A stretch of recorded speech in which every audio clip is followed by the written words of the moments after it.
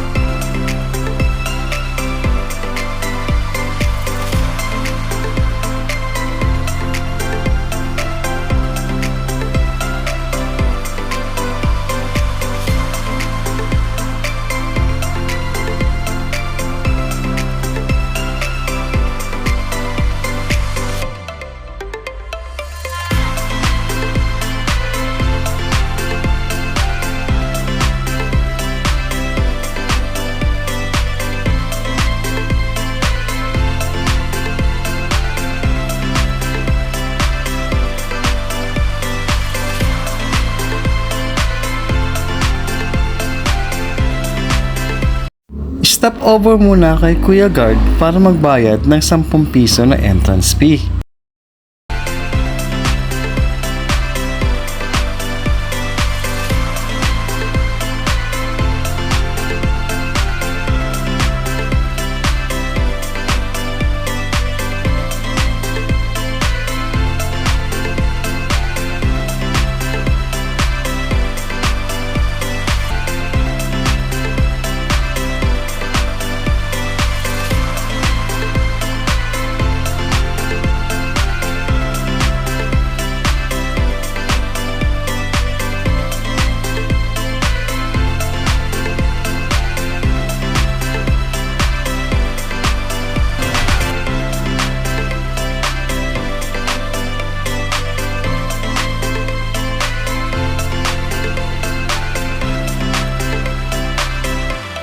Mula dito sa Monte Maria Shrine, dumiretso naman kami sa Malabrigo Lighthouse. Mula sa Monte Maria Shrine, ay babiyahe ka pa ng 33 km papunta sa Malabrigo Lighthouse. Nag-umpisang itayo ang lighthouse noong 1890. Natapos naman ito noong 1896. At hanggang ngayon ay gumagana pa rin ang lighthouse na ito.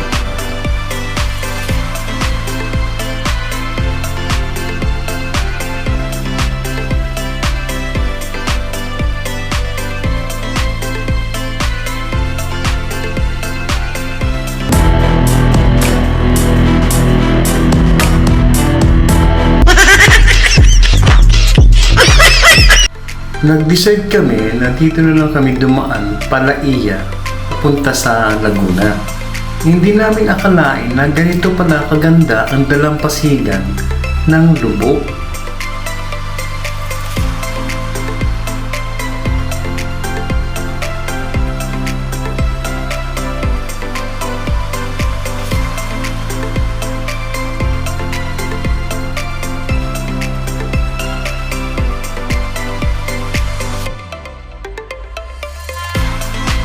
Dito na mag-uumpisa ang kalbaryo. Nagdalawang isip tuloy kami kung babalik kami o didiretso. Meron pang isang daan na Taysan Lubo Road na ang labas noon ay Padre Garcia na at malapit na sa Lipa. Itong daan na to, kung hindi maputik, rough road naman.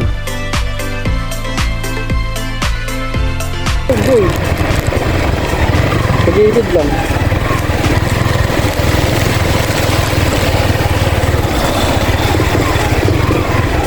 Laruin mo lang yun.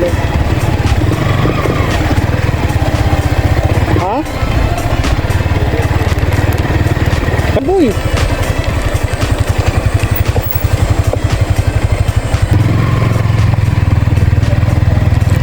Gago. Para di na kasabay sa ganito. Sa gilid lang, sa gitna. Kasi yung gilid, yun lagi yung dinadaanan. Yung gitna, huwag kang dadaan sa gitna. Laro-laruin mo lang pagka ano na ulan to. Sa mga gustong dumaan dito na gusto ang excitement, dito kayo dumaan na may halong saya at may halong kalungkutan.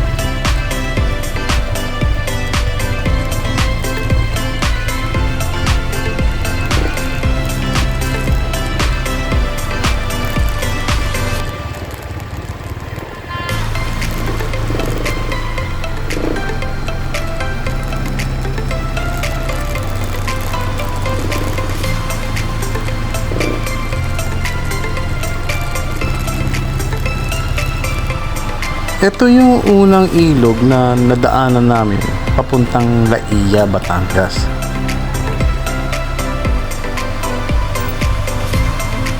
Kaya mo? Kaya mo tumawid? Subukan mo!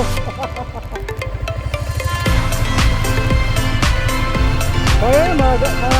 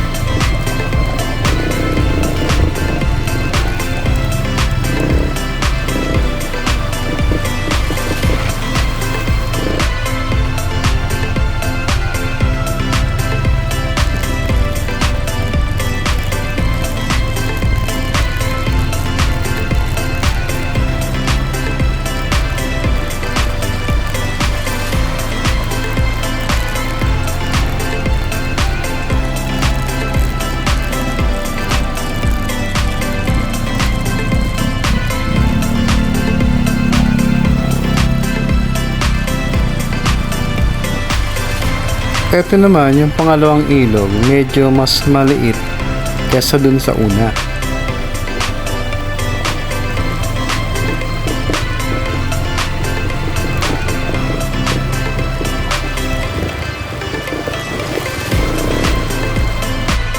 Yung nakadanas na ng patag na daan. Tapos na ang kalbaryo namin.